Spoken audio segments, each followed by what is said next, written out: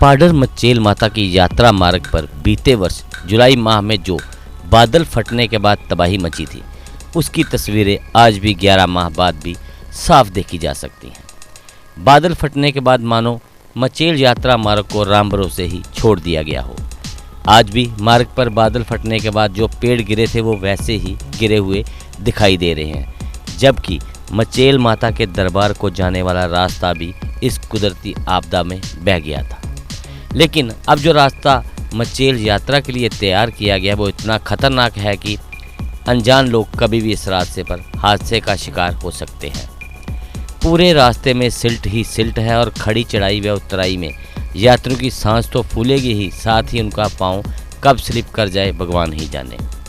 ऐसे खतरनाक रास्ते पर आज भी यात्री अपनी जान हथेली पर लेकर माँ के दरबार में जा रहे हैं और वो मचेल माँ ही है जो ऐसे रास्ते से अपने भक्तों की रक्षा कर रही है। अन्यथा प्रशासन ने तो लापरवाही में कोई कोर कसर बाकी नहीं रखी है।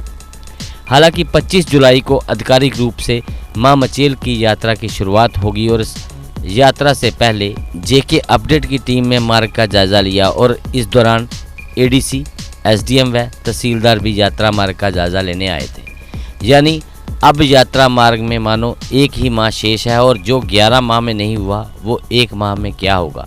यानी या तो प्रशासन हथेली पर सरसों जमाएगा या फिर इसे खाना पूर्ति ही कहा जा सकता है। प्रशासनिक लापरवाही और उदासीन रवैये की कहानी तो वहां पर भी बयां हो जाती है, जहां पर यात्रा मार्ग में बहने वाले गंगा बोट नाले का सारा पानी एक झील में तब्दील हो चुका है और इस पानी में बिजली के पोल पूरी तरह से डूब चुके हैं।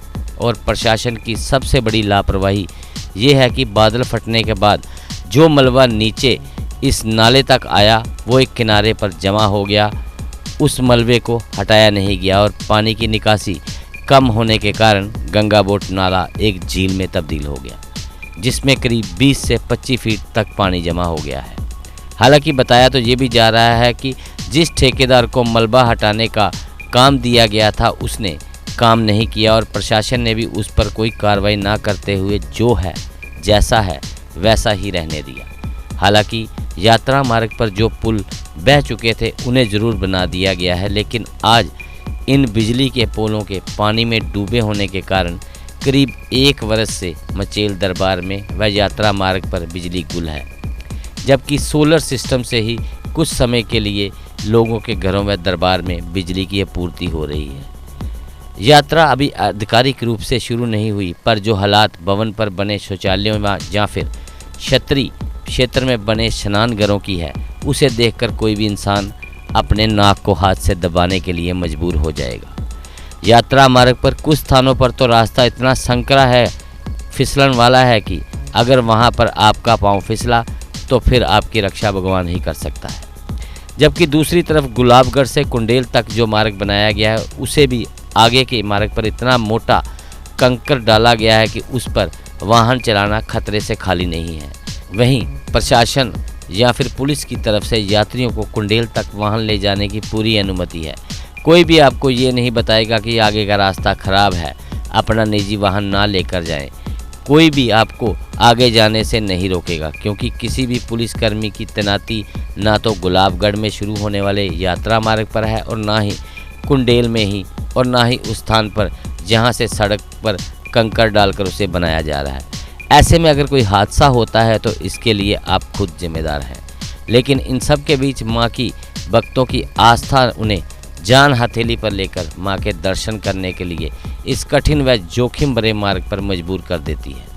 हालांकि अब यात्रा का पूरा प्रबंध प्रशासन के जिम्मे है, लेकिन माँ मचेल की यात्रा प्रबंधन समितियों की आपसी लड़ाई का खमियाजा कहीं ना कहीं इस बार मचेल यात्रियों को जरूर देखने को मिलेगा, क्योंकि प्रशासन ने जो अब तक किया है और जो आगे करेगा वो आपको यात्रा करने के साथ ही देखने को मिल जाएगा।